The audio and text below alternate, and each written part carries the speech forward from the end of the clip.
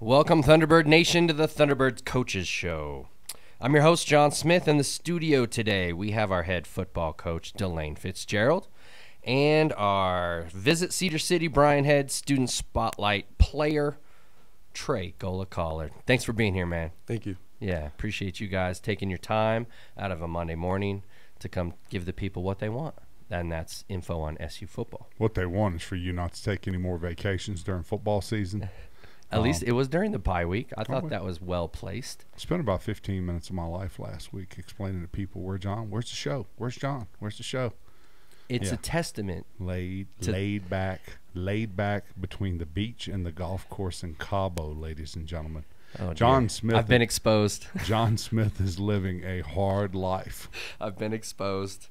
Yeah, look, after that victory at Tarleton took 5 years off my life because of the craziness and the ending. And He's trying to spin it. The cardiac kids gave me. My doctor prescribed a little R&R down there in Cabo. So I just, being a good patient, went down and had a little bye week taco. I'm not a beach guy, but it's pretty It's sweet. hot. That's a pretty sweet trip down. The golf is sweet. Hey, Cedar to Texas. Yeah. Watch us come back from down 20 That's right. at halftime to Yep. win, and then hop a plane to Cabo. Yeah.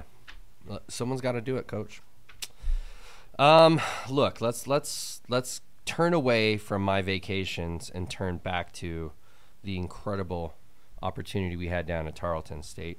And before we get there, Coach, we come into the studio today. There are no students.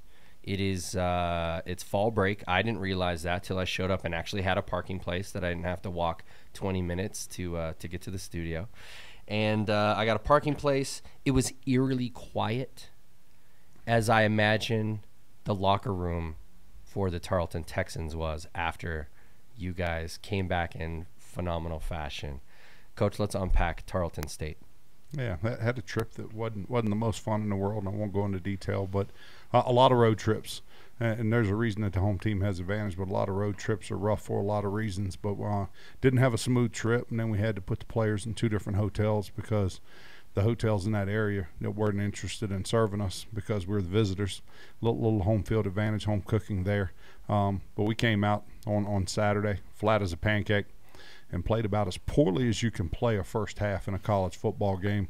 We're down 20-0 at halftime, and the rallying cry at halftime, and there were some colorful things, some colorful things said and done in the locker room at halftime. But our kids were upset with the way they played, and our coaching staff was upset at the way we were playing.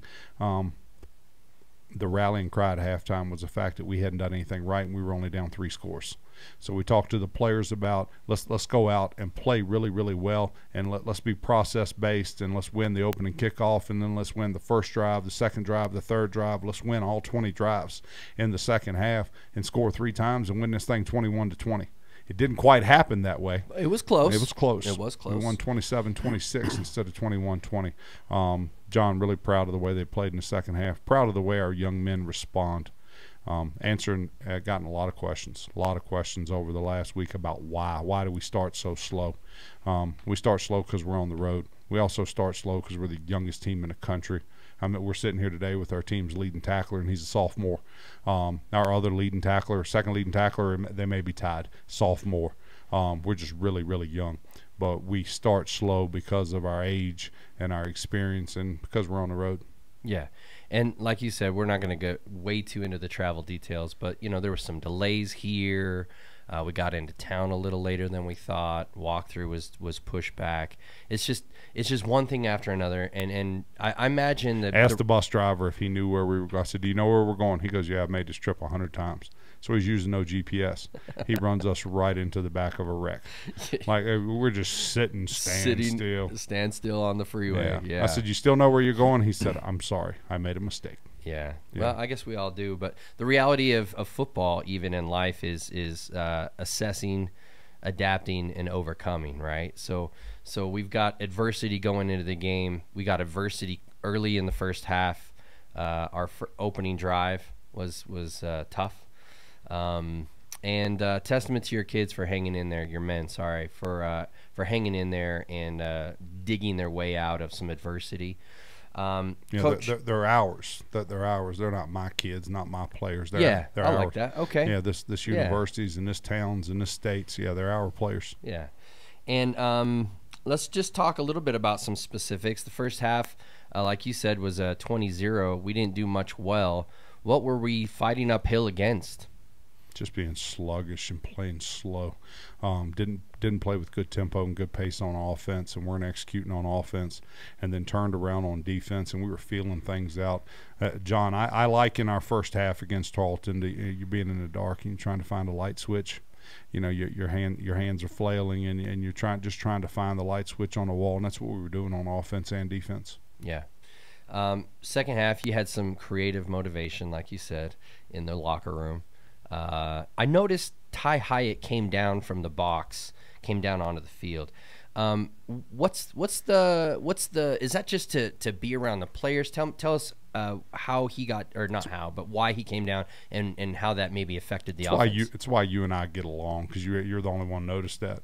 But yeah, he thought he could be a little more motivational to come down on the sidelines for the second half. Thought we could do a better job calling plays and getting the offense going, and it worked. Yeah. And he'll stay down now. Okay, so him being down there and maybe confronting is maybe not the right word, but overtly, outwardly motivating, being there with the QB and the running backs and the receivers, etc., and having that direct face-to-face communication obviously turned on. I mean, 27 points and a half. Now the defense did score a touchdown, which we'll get to here in a second, but yeah, it was definitely like you said, you found the light switch, and all of a sudden, here we go. Yeah. Trey Gola-Collard is our student spotlight athlete, sponsored by Cedar City and Bryan Head. Trey, welcome to the show, man. You had a special moment. I mean, you've had a lot of special moments in the season. You've been playing great football, but step us through with, what was it, 2 minutes left in the game. They're down on their 20-yard line, and take it from there. What happened? So it's third down. We're just trying to get off the field. I saw Rilo make a tackle in the backfield, and we always preach second guys to the ball, punch at the ball, So that's exactly what I did, and a big play just sparked out of it, I got the ball out. I'm sitting there looking for the ball. I see the whole team run into the end zone, so it was kind of a special moment. Yeah, it was fun. That's incredible that you could help make that play for your teammates and spark the victory. Yeah, from I'm a little superstitious, so usually I'm on the sideline. First half, I'm on the sideline. I'm talking to the people, trying to get people riled up. Their student section was giving us the business in a big way, and kudos to them. That was a good exchange, fun times. But the second half, my wife texts me. She's in the crowd, and she's like, "John, you gotta come up here and sit by me. We gotta change something." So I went, and for the whole second half, I sat next to my wife, and now I don't know if I can get back on the field anymore, because obviously it was my positioning in the stadium that changed everything. Football fans are crazy. I am one of them. I am one of them crazy football fans. So anyway, it was fun to watch. Luck plays no part. Of course it doesn't. No. None. And I personally have no bearing on, but I'm sure there was a guy watching on ESPN Plus that decided that he was going to sit on the left side of the couch, and he thinks he won it for us. So I love football, and I love sports, because now you guys are the ones out there with the blood, sweat, and the tears, the agony, the ecstasy, and us fans are just sitting there observing, thinking that we know anything about football, thinking that we know anything about what's going on. And I just love to hear the back and forth between the fans, and we had a lot of back and forth this last week with a lot of the fans. Like you said, we've got a situation where we start slow, finish fast. It's great to finish fast. Now we got to figure out how to get going and both the offense and the defense. Giving up 20 and a half and then getting 0. It's tough to overcome, but you guys are finding ways to make things interesting. As hard as we had played this year, the ball hadn't bounced our way one time. Yeah. We hadn't gotten one lucky bounce. That bounce into Josh Lopez's hands. We hadn't gotten one bounce go our way this year. And you'll now see that luck is when preparation meets opportunity. Yeah. You'll see things change for us now, and the ball will start bouncing our way. Yeah. Anything else, Trey, that you'd like to talk about the Tarleton State game? Any other final comments about Tarleton before we put them to bed? Let's put them to bed. All right. Sure. Night, Tarleton. One last thing I will say about Tarleton is they do know how to tailgate. They were there early and they were there often. And I ran into their president, good guy by the way, young, driven president. He said they're in Tarleton State, has a few campuses there in Central Texas and Northern Texas, and $650 million currently is how much construction projects they have going, and it's a little different than SUU. But I said, wow, what a tailgate. He says, yeah. I said, we're a dry campus. He said, we are definitely a wet campus, and smiled and winked. And that just, they had a very electric and excited crowd, especially in the first half. They were getting down in the parking lot on Friday evening during our walkthrough. Yes, I mean it was quite a scene. Food smelled really good. Oh, it was good. Their facilities are really nice. Yeah, they're nice. We'll stop there. Yeah, we'll stop there, and then we'll segue into, look, if you're looking for a tailgate situation and you'd like an adult beverage, you can head down to the Warehouse Bar Plus Kitchen Friday night before the game. Saturday morning before the game, get out there to the Warehouse Bar Plus Kitchen, enjoy yourself, get football ready, and enjoy what they have to offer down there. They got craft beverages, they got all kinds of beer on tap there, and a great atmosphere to enjoy yourself responsibly. So that's 21 plus. That's the Warehouse Bar Plus Kitchen. The owner, Reggie, was with us on the trip, had a good time. And so shout out to Reggie. We had Reggie and Jeff Janes with us. That's right. Yeah, we brought the Misfits, baby. Star-studded cast, yeah. man. Star-studded. No, it was good to see Jeff. Always good to have Reggie with us. Yeah. So that's the Warehouse Bar Plus Kitchen. Go give them a follow on social media. Head down there. Enjoy yourselves responsibly. All right. So we run into the bye week. We are undefeated on bye weeks, which is great. Tell us what goes on in a bye week. I get asked a lot what happens. Do the guys go home? Do they stay here? Et cetera, et cetera. Really, it's another week to prepare. Give us the coach's perspective of what a bye week can do for the Thunderbirds. Yeah, well, it's all the above. Some stay here, some go home. But we give the guys some downtime. So we had some downtime when we got back from Tarleton, a couple of days, and then we practiced for 3 straight days. We went Tuesday, Wednesday, Thursday. Pretty intense. Our guys gave energy and effort. It was a pretty good week of practice. And then we gave the young men Friday, Saturday, Sunday off. Made sure we got a big lift in on Friday and that they went to class, and then they left out of here. The ones that could get home left out of here on Friday afternoon and went home for Saturday and Sunday.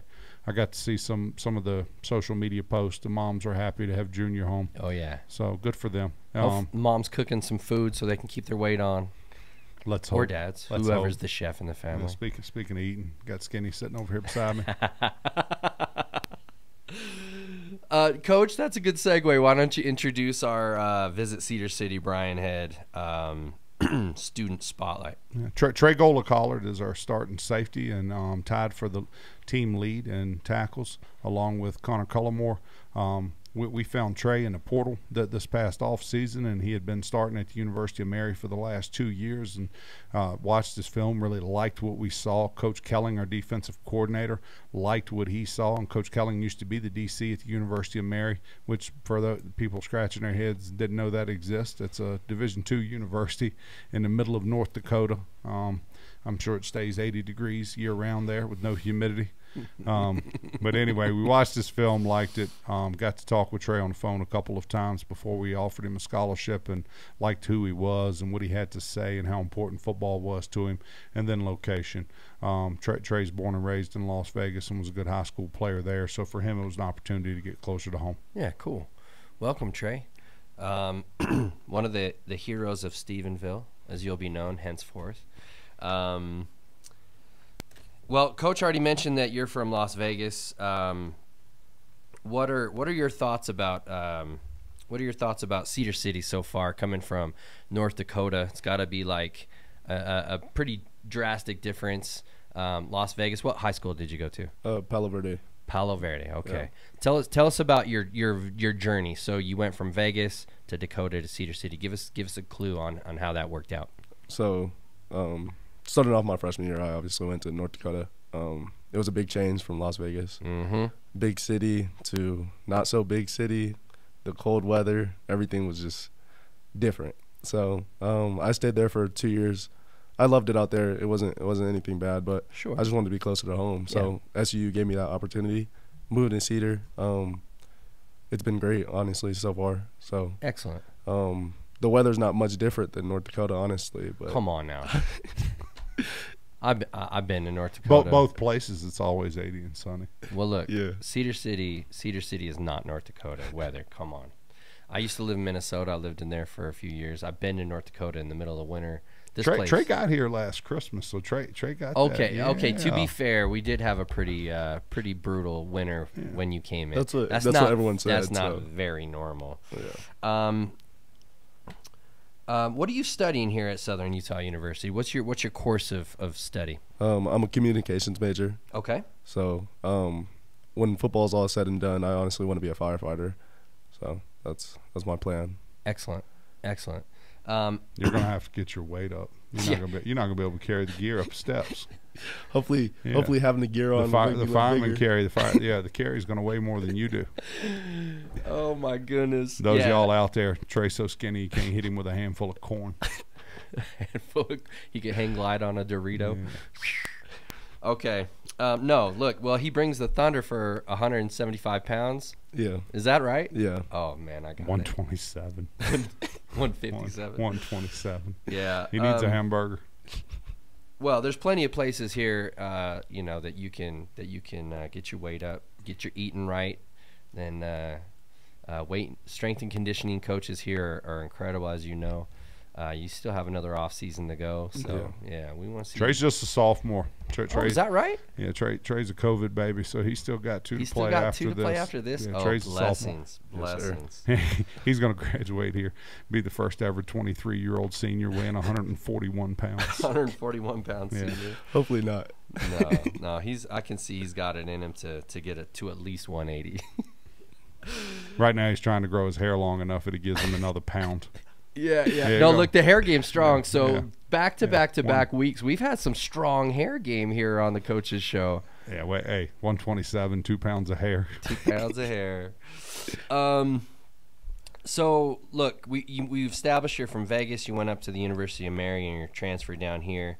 Look, what's interesting about Trey Gola-Collard? You got any nicknames? You got any like hobbies or interests that the people need to know about? Not really. Honestly, I'm boring. No, Yeah. come on, man. A nickname. My parents call me Buddha. Buddha. Yeah. Is it because you're so skinny Nah. and they're making fun of that, or I don't know. It started when I was younger. Just when I was a baby. you were just zen? Yeah. You were just was calm. very calm, collected, inspiring. Yeah. Yeah, okay. That's pretty much it though. That's a pretty good nickname. I like Buddha. Yeah. Yeah. Maybe not for you, but I like maybe Rylan Suafilo as Buddha. He's kind of got more the He's shape. on him now. Stays on him. He's got the shape, right? And you say you want to be a firefighter.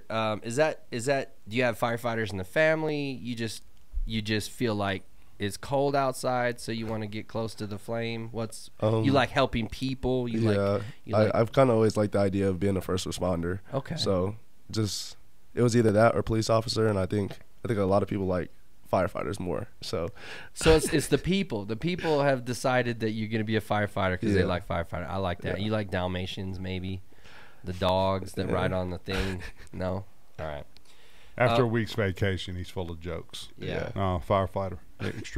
Extremely respectable. That's what I was profession. just going to say. Yeah. The firefighters and bless firefighters that are out there. Keep them safe. I see that fitting your personality. He'd be good at that. Yeah. Well, and he's first to the ball, so you might as well be first responder. Yes, sir. You got a lot of tackles there going, and I like the idea of the communications degree that'll help you communicate with people that are in duress, calm them down, and get them to safety. I think that's a great endeavor, man. Yes, sir. Good luck with that. Thank you. Man, what's your favorite thing about Cedar City? So, like, we are in the beautiful state of Utah. What about Cedar City that that is impressionable on you? Honestly, it's just the view of everything. The beauty. Yeah, the beauty of Cedar City. Cedar City. I know sometimes at practice I'm like, wow, I'm blessed. Like I get to see the mountain and the sea and everything, and I'm like, wow, it's truly blessing. Yeah. How have you found the welcome from Thunderbird Nation? The people nice to you? You getting a little some honks down the street and some shout outs or anything, or the people been good? It's definitely different than University of Mary. So okay. I know it's more welcoming, and everybody's been great to me, honestly. Good to hear, man. Well, we appreciate you being here. We appreciate you being here in Cedar City, and of course guest on the show. We appreciate your hard work and your play, and how you go out there and do your thing, helping the team, leading the team, or co-leading, or being up to the top of our leading tacklers, and also for that assist. Ryland stands him up, you punch the ball out, Lopez scores. Everybody's happy. They're both taking credit for the strip. I saw the tape. What do you think, Coach? Don't know. I feel like I saw the overhand smash. Don't know. Just happy it happened. And then Ryland kind of like Superman in that dude. Yeah. So I feel like you could take some credit. Josh Lopez with the scoop and score. He's a Texas kid. Credit. How cool is that? He was home in front of his family. That's right. His mom was standing behind me going nuts. Mom, dad, sister. Yeah, all dad made sure that everybody knew that it was his son. Absolutely. Yeah, which I'm proud of. I would too. But Josh has fought. Josh has fought through a bunch of nagging injuries, a bunch of soft tissue injuries that other people would have laid out and set out and all that, and he continues to show up and continues to practice. He's a beast. And good for him. Oh, there's no doubt. Yeah, he's a beast. No doubt about it. He's got the eye of the tiger there. He's got the focus and the desire to overcome that adversity. Huge Josh Lopez fan. Yeah, for sure. So that was great to get the scoop and score there in his home of Texas. Thank you for being the Cedar City Brian Head Student Spotlight for us. Appreciate you being here. Appreciate you bringing your talents to Cedar City. Coach, we've got a few minutes here. Let's talk about Austin Peay. The Governors from Austin Peay, nicknamed the Govs. It's the only, I believe, I don't know this to be fact, but I believe this in my heart. They're the only mascot that has a monocle. That is the one lens that the governor apparently of Tennessee wore back in the olden day. I'm assuming Austin Peay was a governor in Tennessee. He was back, and he passed away in 1929. They named the school the mascot after him in 1928. I did some research, internet people. And did you know that I'm a governor? Oh, is that right? So tell me about the governors. I'm a Nelson County, Virginia governor. Okay. Yeah, named after Thomas Nelson, the third governor of the state of Virginia. But I will always be a Nelson County governor. Interesting. Yeah. Well, he kind of the Austin Peay governor. They got a couple different versions. They got a version that kind of looks like the Peanut on the Planters, the dude that runs around and has the big monocle and the top hat. And then they have one that's like in a tuxedo and he looks like he lifts a lot. Props to Austin Peay. That's a cool mascot. Played Austin Peay a couple of times as a coach. And the favorite home chant is "Go Peay." Go Peay. And they'd chant it, "Go Peay, go Peay." Drink a Mountain Dew and go Peay. And they had T-shirts. Oh, no way. Go Peay. Wow. Go Peay. Anyway, it's cool. Interesting. Well, look, they have a young, hungry coach. They got a pretty good team. They're coming off 4 victories in a row. Tell us about the Austin Peay Governors and what we're going to be looking at. Got a very good coach. Yeah. And got a very good football team. Scotty Walden has done a nice job of recruiting good football players there and having them playing well. You want the pluses and minuses and kind of they don't have a weakness on offense. Got 2 wide receivers that can play. Good quarterback, right? Got an offensive line that's very serviceable. They're playing with their backup tailback who's now rushed for 3 straight 100-yard games, if my memory serves me correct. And then they have one of, if not the best quarterback in the conference. Yeah, he's good. So little fella can play now. Makes good decisions, gets rid of the football. ball. When he has to run, he runs. When he doesn't, he doesn't. But he doesn't do anything to hurt them, and then he makes plays for them, and that's the way they are on offense. Flip over on defense, and they probably got the highest scoring defense in the conference. And what I mean by that is they've scored the most points. I know that they've scored close to 20 points on defense so far, and they had a pick six on Saturday that broke that game open. Yeah. But they are an odd front, and they'll give you a little bit of even, but they're an odd front base and very, very attacking style, and they bring people from all over the place. So Justin has to be on his A game and know where the blitz is coming from. Yeah. He has to know where the pressure's coming from, but they get after you on defense and make you turn the football over, and then they capitalize on the turnovers and score off of them. John, I don't know if he's leading the country, but they've got the best kick punt returner in the conference. He's definitely the best in the conference, and he's probably one of the tops, but he's returned 2 punts for touchdowns. Ooh. Does a nice job returning kickoffs and punts, and we've got to be aware of him, number 8, and they do a nice job on special teams. Good place kicker, too. Yeah, he is a good player. Yeah. He is a good player. John, one of the better teams in our conference, if not the best football team in our conference. Coming off of a bye week, we're excited to have a home game. We haven't played many home games this year, Yeah. so our players are excited to play a home game, and we're going to go out and give it our all on Saturday night. Yeah. It's going to be beautiful weather. I know we got fall break, but we really need to see Southern Utah out for that game. Fall break's over tomorrow, so the students are back here on Wednesday. Even better. Yeah, students are back here. You know what year Austin Peay died, but you don't know what day the students come back this week. It's a problem. Yeah, this vacation thing's becoming a problem now. I got vacation brain.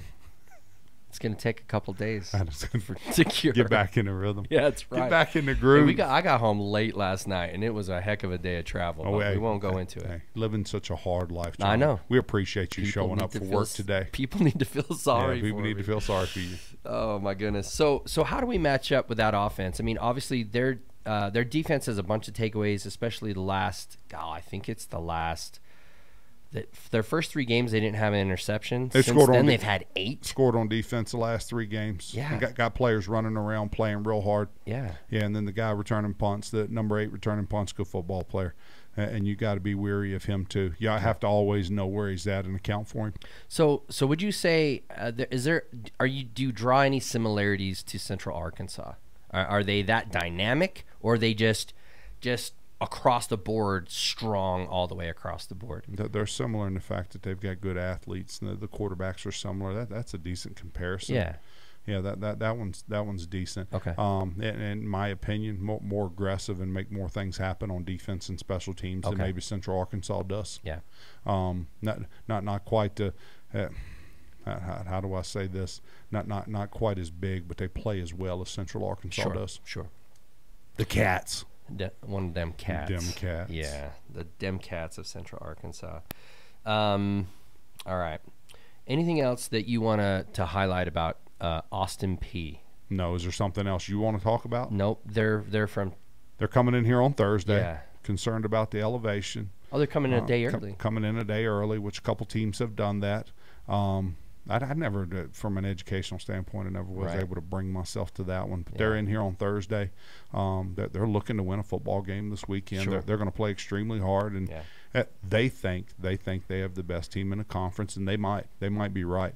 They think they have the best team in the conference, and they're trying to win enough games to win the conference and make the national playoffs. Yeah. What is their FCS ranking? Do you know? 22nd in the country. Yeah, I've seen different polls as high as 12. I think. I've seen them as high as 18. Okay. Somewhere between 18 and 22. Yeah. I mean, so it's another ranked opponent. This will be our. That's third. all we play. Yeah. Oh. I mean, they're either FBS or FCS ranked. That's who we play. That's who we play. But the people, if it wasn't for deep water, we wouldn't. Well, the people back home will appreciate this. I'd rather play Austin Peay this weekend than me playing Aldous and Broadus. So I suffered through some of those weekends. You'll have to research and you'll figure it out. Yeah, you'll have to explain it to me later. Okay, well, we're excited. We've had a week to heal up. We've had a week to regroup. Not even regroup because obviously we won, but come together as a team, get some rest and a little bit of relaxation, get back after it. And we got Austin Peay. Thunderbird Nation, we're going to need you out there. It's going to be a heck of a ball game. There's no water like deep water. And we love the deep water. We're always up against that opponent. And look, steel sharpens steel, and by now we should be pretty dang sharp because we're bringing it every single week.